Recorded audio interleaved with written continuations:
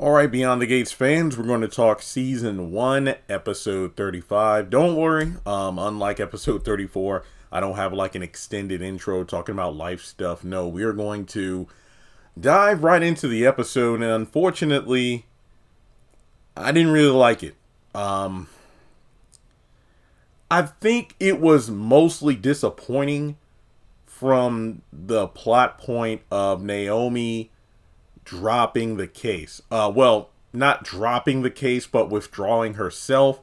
And she's allowed another colleague, a skilled attorney, to take over where she left off. But I hate to say it, but that's going to impact the score dramatically. And I think this is no doubt the lowest score I've given the show so far. But I'm giving this episode a 4 out of 10 just because I was extremely disappointed that they spent the past few weeks building up this case. The fact that we're going to see that Hamilton's or Bill Hamilton and his oldest going head to head in court, and it's going to be a matter of it's make or break it. If Naomi wins and the lawsuit or the settlement, well, not settlement, but the end results lead to a large lump sum of money coming into the laps of the three women, is going to ruin Bill's legacy, his brand, his firm, and his employees' lives. If Naomi fights and loses, well, her firm is going to fizzle out before it truly even took off. And well, now, no. It's over. It's over before it even started. And that was just extremely disappointing. I mean, I did the video, and I don't really do as many discussion type videos on Beyond the Gates like I do for, let's say, a Sisters or House of Pain or something like that over on my main channel. But I did a video just real quick yesterday. I said, okay, let me get this video out before episode 35 dropped, because is this like a trick? And Bill, I mean, that was pretty much a bulk of the episode. Bill and Naomi kind of playing tennis with each other with words, because Bill feels like this is deception. He knows Naomi doesn't give up this easily. And it took like 15 cutaways for her to finally admit, it's because I love you, Dad. And really it boils down to the whole situation involving the health scare.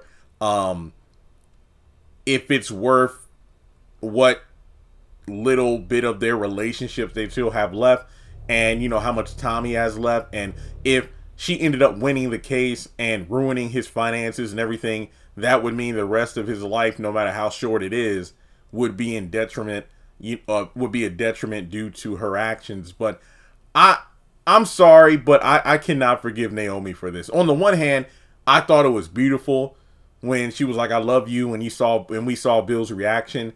But I feel bad for the clients who have made a number of stupid mistakes since Naomi took them on, such as going to Bill's office without Naomi. The one chick meeting up with Haley at the diner. Yes, they have made multiple mistakes that are just like, wow, are you really that incompetent? No wonder y'all got terminated. But in terms of an attorney, I hate this.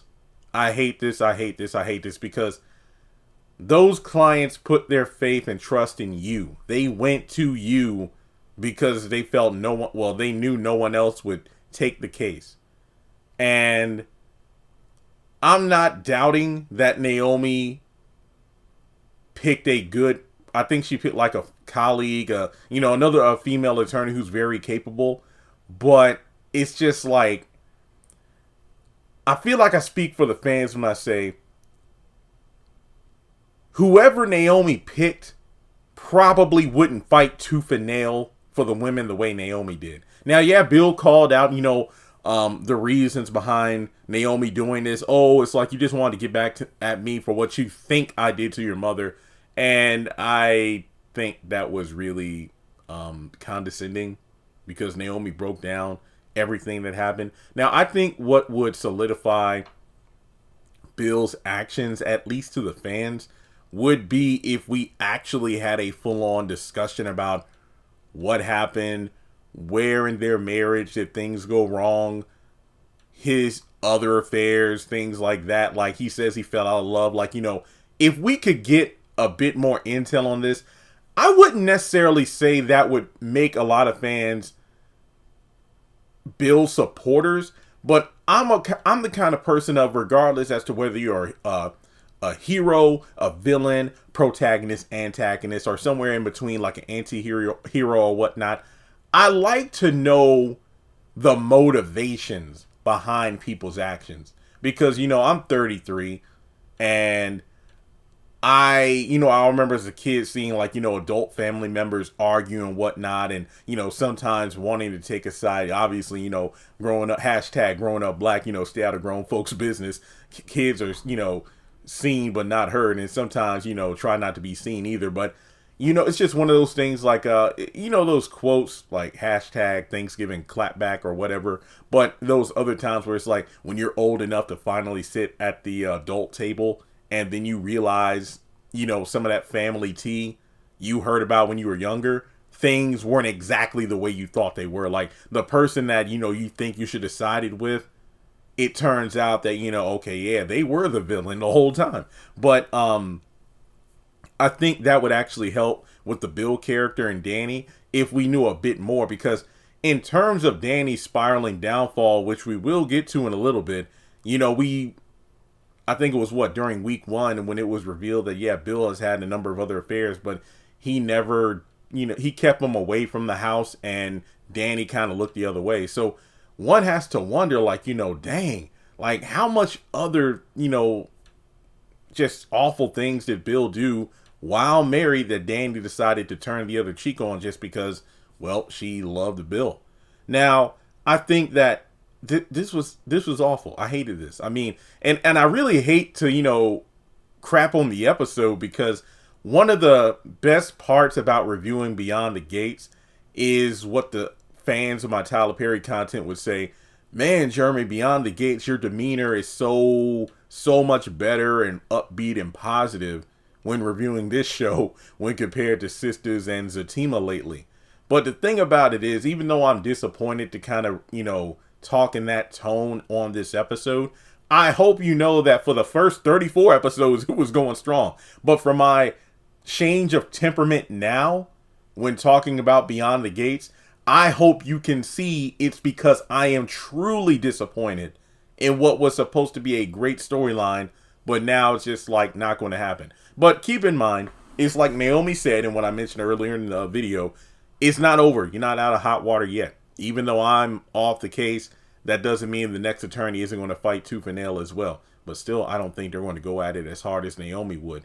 And this leads to, her and Bill kind of having a bit of a moment. But, Naomi is, too on guard. And Bill, thankfully, doesn't back down. It's like, because Naomi kept trying to leave the office multiple times. But she makes a point to go, no. I told you, why can't you just leave well enough alone? But Bill is an attorney. He knows that, and he knows his daughter, not like she's just going to come in here and say, I withdraw and that's it. There's more to it. And that's why, she eventually mentioned, the emotional part of it. And I feel like this was selfish. I'm sorry. I mean, on the one hand, I want to say this was a beautiful moment, but on the other, it's just like, no, you went into this case under conflict of, okay, am I doing it for justice for these women, or am I doing this to stick it to my dad for what he did to my mom and our family? But then eventually, after talking with some people, she's like, you know what? Yeah, you know what? Justice. Yeah, justice. But then as the, case went on, it became a matter of, wait, Naomi, we got this great settlement here. And I mean, if we don't take it, is it because you feel like, yeah, we deserve justice and we'll get a larger settlement after the case is won? Or do you want to push forward because not taking the settlement now means you can win and cripple your father's, career, legacy, and firm down the road? So, like, is it self-interest or is it justice? What's up? And of course, Naomi convinced the women that she could do it, but I would still be pissed. If I were the clients, I would be pissed. Like, it's like playing, I don't know if you remember this show. It wasn't that long ago, but Deal or No Deal. Howie Mandel, where you had the 26 cases, and you got the contestant picking cases, trying to win $1 million. And then they would have like 2 or 3 supporters on the sidelines, be it friends or family and whatnot. And then sometimes they'd be like, deal, take the deal, no deal, no deal, no deal, keep going. And then if you pick another case and, lose a bunch of money, well, you might be pissed at a person saying no deal, but guess what? You were the one that either pressed the button to say deal, or you turned the glass case down saying no deal and kept pushing forward. At the end of the day, it was your decision. And like I said in a couple of videos, it was up to the women to not take the settlement. Naomi convinced them, but they could have chosen settlement. And that would have been really awkward, though. Like, imagine if, okay, there's 3 different clients / women who want to sue the firm. What if one of them did not want to go through with the case? Like, look, hey, Naomi, I feel what you're saying. I believe you're one hell of a motivative speaker, but I need this money bad. I'm down bad. And hey, even if I do get the job and a back and then I get terminated, at least I still have a little 6-figure nest egg, so I can do what I want with that. But I don't know. I just feel like I would be so pissed. But as I mentioned in my previous video and my, in the comment section of the episode 34 review, someone said it so great. They said, what should have happened instead of Naomi ripping up the contracts is like, okay, you say you want to settle out of court so this never goes to court. You want to handle this as quietly and discreetly as possible. You want to prove that you want to do better running this firm by putting these women in front of a council, if you will, or a board in order to make sure this kind of behavior is never tolerated or happens again at the firm. This settlement has at least 50 different holes in it where you can kick these women out before they can even spend $1 of their settlement after taxes are taken out. So let's come up with a fair deal to make sure these women don't get taken advantage of so you can save face. And if we come up with something strong, we can handle everything before it's time to go home for dinner. That's what should have happened. But no, Naomi wanted to push forward. But yeah, I would be so pissed off if I were those women. That's what I would say. Or I would have been like, fine, Naomi, wait. How about this? Instead of you going to court, instead of you giving us another attorney because we can't roll the dice, let's see if we can sit back down with your dad and work out a settlement. Can we do that? And you be the our representation for that. If they would have done that, I would have been satisfied. But to have Naomi just go, meh, I don't like it, and I hate it because she's one of my favorite characters. And it's just like when I didn't like the way she was reacting when Jacob arrested Danny, despite him doing everything he could to make this as discreet as possible and to show Danny respect, but also fulfilling his obligations as a police officer. Because it's really funny when you look at it. Naomi wanted to go at her dad full throttle, make this public and, blow him up for everybody to see. And yet she gets the grace to go, you know what, Dad? No, I'm good. We don't have to do this. I'll give it to somebody else. Even had the opportunity to handle this discreetly behind closed doors with a settlement. Nope, we're not doing that. We're going to court. But when Jacob, similar to Naomi, was only doing his job, he didn't want. Remember his superior, the chief or whoever, said, "Oh, we got a dozen cop cars and whatnot. We're going to go over to the Dupree estate, lights blaring, alarm sirens going off. We're going to make this whole spectacle." Jacob was the one to convince them, no. No sirens, no lights. Please, just allow me to go in there. Give me a few minutes. I'll try to take her quietly. We'll make this as low-key as possible to avoid any sort of media scrutiny. Please. He did that. And yet he got flack from his wife. Because remember, Anita was giving him an attitude at first. But as soon as Jacob told them, hey, if you think what I'm doing is messed up, here's what my superior wanted me to do.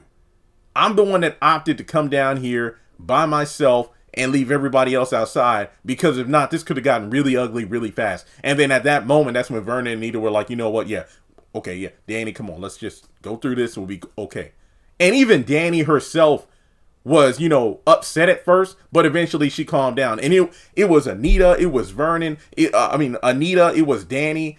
Everybody was trying to tell Naomi's stubborn ass, look, you're letting your anger towards your dad mess up your relationship. Your husband is one of the good cops. He handled things by the books. He didn't do this to get his little 15 seconds of fame. He handled things discreetly, and yet had an attitude with him. And it wasn't until he said, you know, I'm packing my shit and I'm going to a hotel because I ain't dealing with this sleeping on the couch crap. And that's the only reason she came around. So no, Naomi, I'm sorry. I love you, but this is just, we're 2 for 2 in terms of storylines where you pissed me off. All right, let's not go for 3 now. Oh, dang. I've ranted for a while. I'm sorry. I've only talked about one part of the story episode, and I'm already 15 minutes in. Damn. Okay, let's keep going. So later on, Bill calls Mike into the office. Mike is relieved, thinking that, oh, your daughter's off the case. Oh, it's a free sailing now. But then Bill lets him go. Like, wait, what? And here's the thing that has me going, oh, crap, we're probably setting up for, you know, some sort of like a tragedy with Bill here. He told Mike that, you know, myself and the other partners, it was a unanimous decision to cut ties with you because you're a liability. But just know that even though the partners voted, you know, all yes, it was my idea. I think that one specific bit of detail, plus the cutaway to Mike and his reaction, he might try to get back at Bill somehow. Because keep in mind, Mike is a slime ball, but he's one of the top employees at the firm. And he and Bill were buddy-buddy before he, quote-unquote, changed his ways to get with Haley. So it would be deliciously ironic and just such a grand force of karma if the man who's big on twisting the law to his own, you know, wants and desires, blackmailing people for his own, you know, power and authority over others, to get undercut by the slime ball at his firm. Because like I said, Mike probably got a lot of dirt on Bill, so I don't think this is the last we've seen of Mike. Now, wow. Yeah, I honestly don't have as much to say about the other storylines, but I'll touch upon them really quick. So, Smitty and Sam, they're downstairs, and, you know, Smitty is talking about the whole modeling thing. And which makes me wonder, the way Smitty was just, you know, talking to Samantha about, you know, how to, you know, show attitude and whatnot on the runway, because he wasn't a male model, but he has experience watching a bunch of those fashion shows growing up.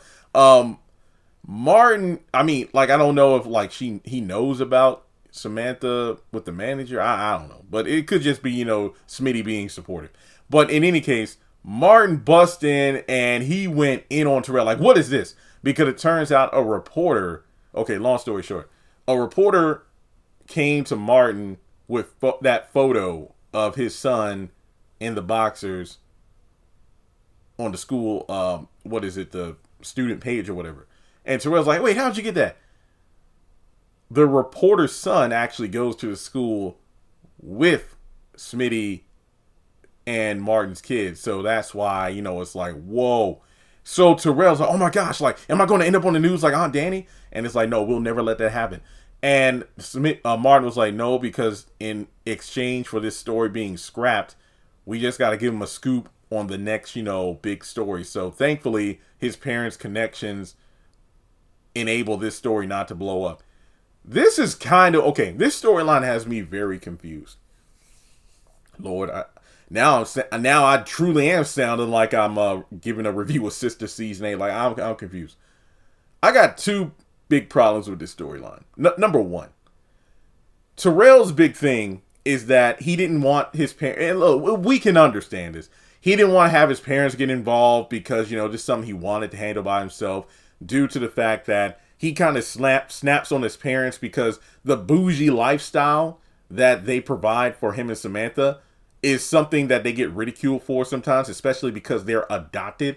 And, well, believe it or not, I think that it's cool that bullying isn't cool, but at least the story's being unique, because it could have been all too easy for them to get bullied for having 2 dads. But given that it's 2025, I'm not that big of a deal. But for them to be sometimes ridiculed for being, you know,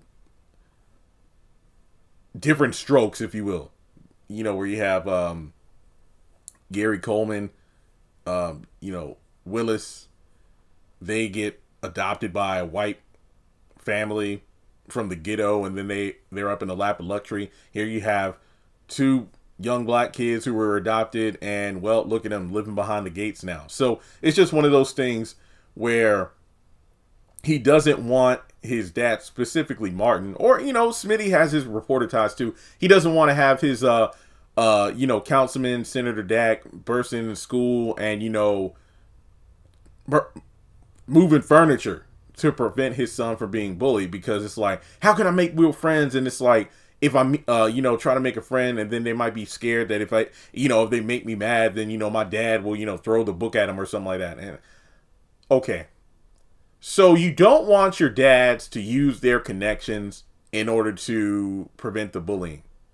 Yet you breathed a sigh of relief when your dad said, hey, I use my connections, aka giving this reporter a scoop on a future story, to prevent literally to prevent your ass from being all over the news. So make it make sense. Make it make sense. Now, I'm not going to hold you. I might be in the minority here. I was Team Martin in this episode. I can't believe I'm saying it. And not because, Martin was chill in this episode. He was loving. No.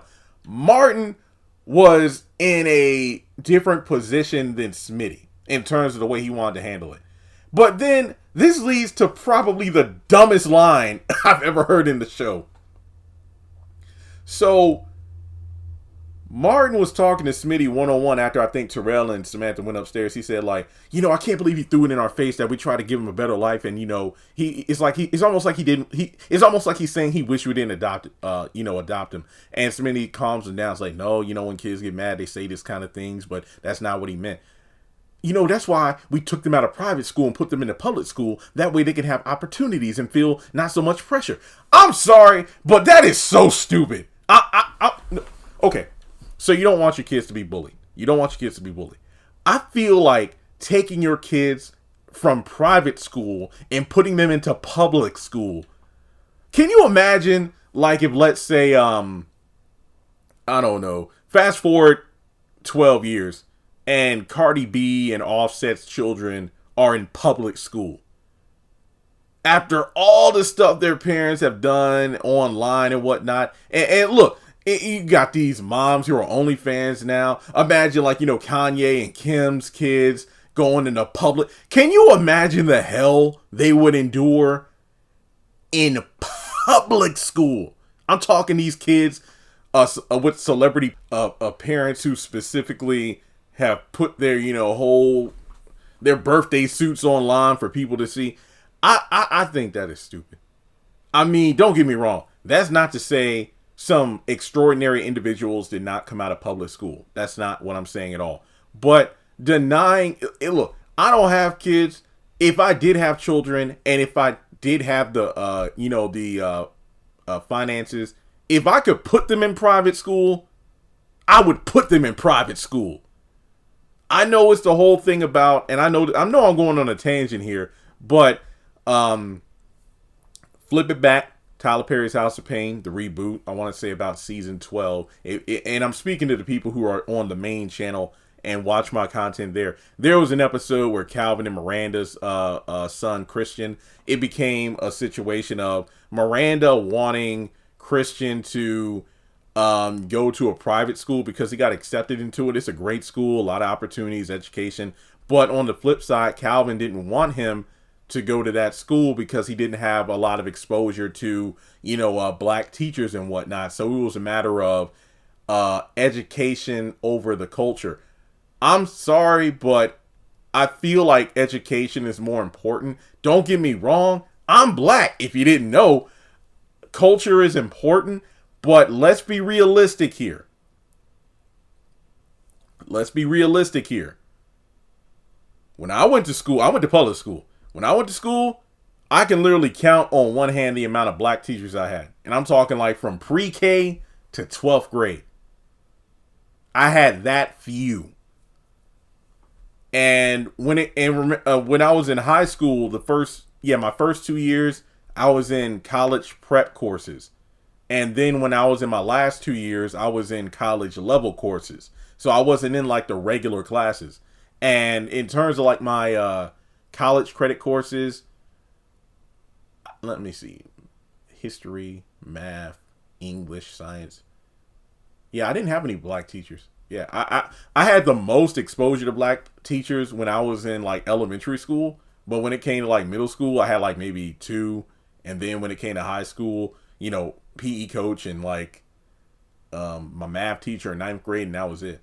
And then when you get into the real world, like post college in the workforce, you'll see black people, but not a lot of them are in the offices and whatnot. So I'm sorry, but yeah, if I had the opportunity to pick education and opportunity over, hey, here are my kids just around other people like that. No, I'm sorry. That is dumb. Because the fact that you wanted your kids not to feel so much pressure and whatnot while trying to be in regular school. No, I'm sorry. No, that is dumb. I do not agree. Like, imagine if I don't know, Martin made the news because he passed some bill that was extremely unpopular, and like the parents of those kids at the public school talk smack all the time, and then it's like, yeah, we go to school with his punk ass son, and like, no, this is stupid. That was stupid. But yeah, Terrell wants to handle this himself, but Martin doesn't want it. And now I do admit Smitty was right about, thinking about what Ted told Martin about giving the kids space and whatnot. However, things have escalated to a point where trying to let Terrell handle this himself clearly is not working. Clearly it is not working. So that's why I'm Team Martin on this one. Look, does he need to like cool his jets and try to find a middle ground way of handling it? Maybe, but he's a parent and you can feel how you want to feel. Look, Martin is far from my favorite character, but I will never talk bad about a parent trying to do what they can to protect their kids. So, Martin, you low-key got my support, kind of, sort of, but a bit of hypocrisy there. You try to call out Terrell's like, you thought you could handle this yourself. You thought you can keep this quiet. And look, in the day and age we live in, you do something, it's going to be trending in like 5 seconds. Martin, you might want to take your own advice. Weren't you the one gung-ho about running for the White House? And when your grandparents tried to tell you about your little secret being exposed, you said, oh, I can keep it concealed. I can like, watch yourself now. I feel like it's one of those do what I say, not as I do kind of things. Okay, so let me move on. I ain't gonna lie. Even though I'm giving the episode a low score, I am having a good time reviewing it, as you could probably tell. There's a mix of frustration, but also intrigue. Okay, so aside from that, poor Andre. So Danny's at home drinking, picking up where we left off post Kat's birthday, and she's like pretending to do a runway strut. She still got it. But man, imagine if she does eventually get called back and to go into the fashion world, but she hasn't overcome her alcoholism, and she goes down the runway and then she falls like she did her first attempt way back in the day. But this time it's because she's drunk, not because she's like, nervous. And that would make her go viral for all the wrong reasons. So I hope this alcohol thing is addressed and taken care of. It is being dragged out, but I actually don't mind this because this is very realistic. It's not a habit you could just kick like that. Because there's deeper meanings. Like, obviously, with no more Bill in her life, she's filling the void with alcohol and Andre. So, yikes. And not to mention, no longer Chelsea's manager. This woman is falling apart. So, she calls Andre for some daytime okie doke. And he's, setting up his camera and whatnot. He's about to, get to work on some documentary stuff. But the way Danny was talking on the phone, I was like, let me pack this shit in. Like, man, I can reschedule these meetings later. Ain't nobody at this hospital trying to holler at me. So, before he can get up and leave, he actually gets a phone call. A client, I believe, was saying that the files that Andre sent were corrupted. He's like, okay, I'm pretty sure I took care of that before I left Paris. But you know what? Give me until tomorrow. I'll send you the backup files. Jacob actually runs up on Andre, which is interesting. I think we've only seen these two in like one scene together, and that was when Andre randomly was at the Uptown and he saw that Naomi and Ashley were double dating with their guys, and Andre, sat at the table for a little bit. Ironically enough, before he got called away by Danny, because sometimes I just hate how similar these two look, so I confuse them sometimes. But yeah, Jacob just stepped to him and was like, "Oh, so."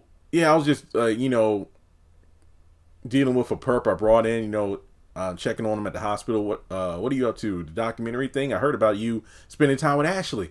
a couple times already. Yeah, I'm just getting footage of her and all the other nurses. Well, yeah, I know this baddie nurse, who's on the other floor if you want me to introduce you to. And he's like, nah, man, I'm good. Wait, I got this bad nurse. And he's like, you don't want to meet her? Like, I actually got to go. And then another text comes and it's Danny saying, don't make me get started about you. So then Andre bounces like, Jacob, step off, man. I get you're trying to help your boy Derek by rediverting Andre's attention, but believe it or not, Andre has been on relatively good behavior the past few episodes here, so leave him be. I mean, yeah, everything is seemingly cool. He came over to Ashley and Andre for dinner. They kind of got along. Everything was cool there. They worked on the documentary, and even recently when Andre saw Ashley confiding in Derek and they kissed, he kind of just smiled and walked off. He's doing all right. Leave him be. Let the man be. So he gets over there, and Danny goes down the runway again, and you could tell, like, when she was putting on her makeup and everything, and after she had changed clothes, this woman is falling apart.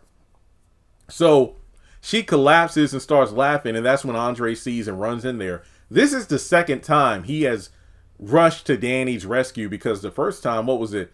After she had left breakfast at the country club, she got home, started drinking, and she drank until she reached the bottom of the bottle, and she passed out on the floor. And it wasn't until that evening or that night when Andre rushed in there and saw her. So this is becoming a thing. So he takes her upstairs and, gives her some, I guess like headache meds or whatever to help with the hangover. And then they end up cuddling, because you could tell he's just worried. And then when he tries to slip away, she's like, no. It's like, hey, I need you to rest, okay? No, it's not okay.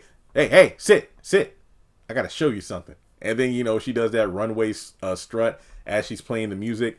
And then, okay, now you can hold me. And you could just look on Andre's face when he is watching Danny like, okay, this is not going to last, because he is not going to deal with this, because, look, the sex might be great and whatnot, but he's not just going to sit around and just see Danny falling apart. And I don't think these two are going to last with their thing that's going on. And I think that when Andre decides, and I'm not just saying, because originally I'm like, oh, what if Ashley and Derek break up and then, he gets with Ashley and then that's the reason he's not messing around with Danny anymore. But no, I think that Andre's just going to leave, because it's like, no, I can't. This is too much. Like, you need to get some help. And I think when Andre decides he's had the last straw and he's gone, that is going to send Danny spiraling even further. So this is not good. And then when he did stand up and hold her, you could look at her face and you could tell there was fear, because I feel like she's coming to grips with, oh my God, he found me passed out again. What is happening to me? So that's a compelling story right there. Aside from that, let's see here. Oh, we're almost done. Yeah, so later, towards the end of the episode, Naomi's at home and Jacob, comes in there to comfort her about, the whole ordeal about dropping the case. Oh yeah, I meant to mention this earlier, but it's really a throwaway scene. But hey, it's cool to see Jacob and Naomi just having a little bit of lovey-dovey after, earlier in the series when they had that fight about, him doing his job. So this was a nice scene. I'm still mad at Naomi, but it was nice. And to round things up, we are focusing on Doug. So Vanessa turns down some one-on-one time with Diego at the country club because, apparently one of his clients rescheduled or something. So he had an extra hour later in the day for these two to get freaky deaky. But she turns it down because he's low-key mentioning like, oh yeah, I know you want to get your head in the game so you can finish up with some clients, aka Joey. And Vanessa's like, jealousy does not become you, Diego. And we go over to the hospital. Shanice tells Doug to slow down, get some rest, because apparently after that little scare a couple episodes ago, while he was helping a patient on the operating table, Doug has been locked in, just killing it up. Well, bad choice of words. Just taking patients, left and right. He's been laser focused. And Shanice's like, dang, okay, Doc, I see you trying to get this paper now. Because, isn't there another, a surgeon who could, take over one or two patients for you? That way you can rest? Because he's been on the ball. That's sometimes you got to stumble a little to help you lock in. And once you're locked in, it's like you're in the zone. But, I want to see Doug continue to win because in the other part of town, Randy's like, oh, hey, Joe, I'm heading to the diner to get some biscuits. You want some? Oh, business, right? Okay, I'll see what I can do. And we know what that means. He wants to go. He wants Randy to go get Doug to bring him back to the casino. But after, you know, Shanice is told by Doug, hey, I'm doing this because my patients need me, not for anything else. That's when he's about to leave to go to the gym. Randy pops up on him. And Doug, bro, you don't think you could have walked to another room or something in the hospital? Like, you think it's smart to talk in front of Shanice? Yeah, she's across, you know, the desk and whatnot, doing something else, but you know she eavesdropping. But Doug kind of snaps on Randy like, look, I know what you're down here for. I'm not stupid. You and your boss man want me to come down there and play some tables, but no. I'm in the hole. I'm trying to get my head back on the game. But Randy kind of swaps up like, hey, I'm not here because of my boss. I'm here because, you know, when you called me yesterday, you were shooken up, and I just want to make sure you're cool. Yeah, you know, I almost lost that patient, and if that patient would have gotten lost, if he died, I would have been screwed. And I got to make this hospital thing work because, ironically enough, you know, Shanice was like, wow, it's like I haven't seen you around the hospital this often in a while, because remember, he's usually telling the hospital, oh, I'm going to test this machine. And when in fact, he's going down to the casino and blowing money. But yeah, he's telling, you know, Randy, like, look, I got to make this hospital thing work, because if I don't, you know, I'm going to lose everything. And he is right, because if he loses his career, how is he going to pay back Joey? So he tells him, I'm good, I'm done. We know that's not true, but I want it to be true because I like to see him winning. And I mean in life, not at the casino. So eventually Randy leaves and then tells Joey about it, and Joey's like, okay, yeah, it's an itchy cat. Once that itch comes back, he's going to come back to the casino. Because like, yeah, I'm done with the casino. I'm done with online gambling, horse racing, everything. So yeah, he's really trying to, you know, go cold turkey. But he goes to the country club to get a workout in, and Vanessa, being petty towards Diego, not only kisses Doug in front of him, but decides, you know what? Instead of my workout, how about you give my husband one? Because, you know, hey, you got to keep him in shape, right? And Diego doesn't want to do it, but then she eventually convinced him to do it. So that's pretty much it. And folks, that is the episode. It's a mixed bag, but hey, like I said, I did have let me put it this way. I think I had a better time doing my review than watching parts of the episode because I was just frustrated with Naomi. So let me know your thoughts in the comments below. Like and subscribe, and I'll catch you in the next video.